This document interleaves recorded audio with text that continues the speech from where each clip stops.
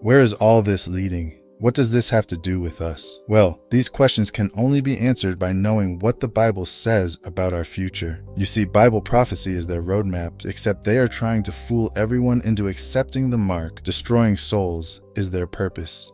The plan is to create an apocalypse that will exhaust and depopulate the masses through deadly designer viruses, global terror, economic disasters, and nuclear war.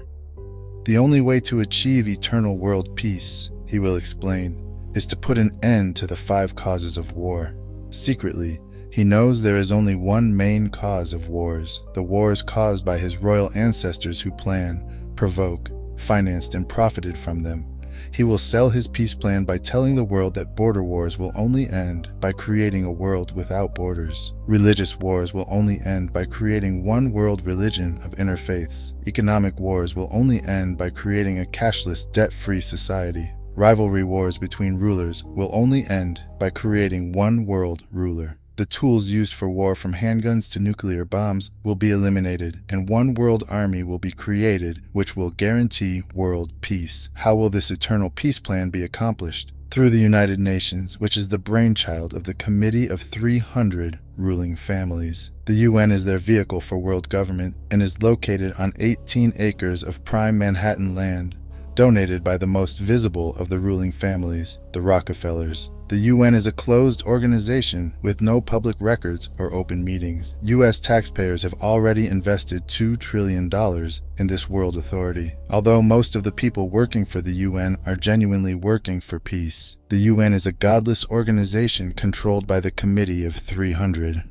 These inbred ruling families pretend to have royal blue blood, but their blood is no more blue or royal than Hannibal Lecter's blood. Some speculate that these families of evildoers are demons or aliens, or evil shape-shifting reptilians. But there is a more scientific explanation for their madness. For thousands of years, these families have practiced inbreeding between sisters and brothers, uncles and nieces, mothers and sons, to keep the power and wealth all in the family. This practice of inbreeding over thousands of years has produced a clever but pathological breed of conscienceless, sociopathic families who will stop at nothing to own every ounce of gold, every drop of water, and every blade of grass on planet Earth. The United Nations, which they founded and control, has clearly stated its goals of establishing a new world order, a UN standing army, and a global taxation system. The Queen's husband, Prince Philip, and Evelyn Rothschild have already established an interfaith declaration for the creation of one world religion. What would life be like in this world empire with one world religion, one world army, one world economy, one world court, one world media, one world government, and one world dictator? What the public doesn't know is that Karl Marx's Communist Manifesto and the Russian Constitution have been built into the UN Charter, and that the new world order will be a communist world order. Peace on Earth will be a forced peace in which citizens will have no rights, no right to bear children without approval, no right to travel without authorization,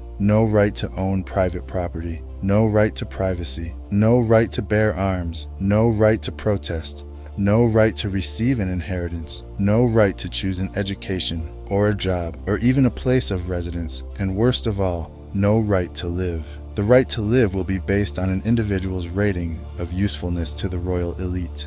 In this planned world without borders or nations, citizens will be disarmed of all weapons, including handguns, and will have no means to protest, fight, resist, or challenge this one world authority who will control them spiritually, economically, and militarily. His control of the world becomes so complete that no one will be able to buy or sell anything without his mark of 666 in their right hand or on their forehead. All who refuse to take his mark, or to the mark of the beast, will be hunted, died, and killed.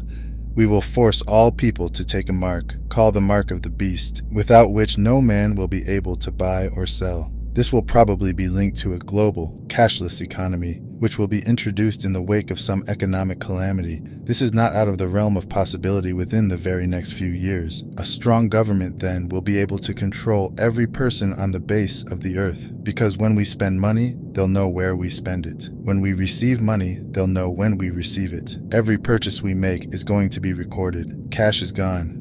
Everything is digital. You start to pay for the groceries. Your number comes up. The lady or the man says, "I'm sorry, but your number's been deactivated." Then you go back to what the Bible says, and he's given power of the money so that people cannot buy, they cannot sell without his mark, without his number, and so on. So the elect, that is those that are God's chosen, will be supernaturally protected from the widespread deception on the earth. Incredibly, the real horrors have yet to begin.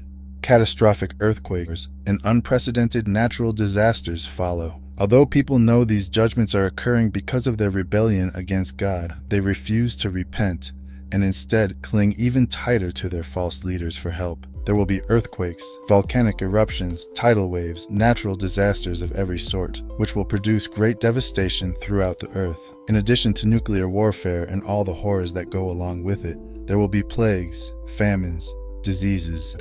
Those carrying the 666th mark become infected with awful sores. All sea life dies, and the remaining fresh water becomes polluted. People chew their tongues in pain and curse God, refusing to turn from their evil deeds of murdering, stealing, witchcraft. Finally, the armies of the world gather together in the Jezreel Valley to instigate the infamous and deadly Battle of Armageddon.